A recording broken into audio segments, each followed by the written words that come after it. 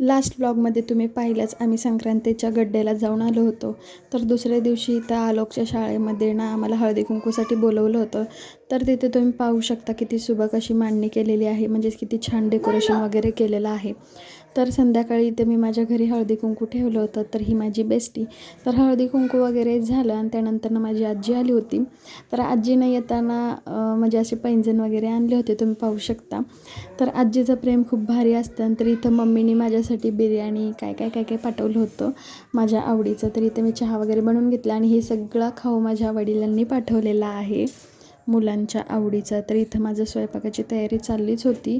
तर जास्त काय बनवायचं नव्हतं, मला फक्त भाकऱ्या बनवायचे होते, कारण की भाजी वगैरे सगळं मम्मीने दिलं.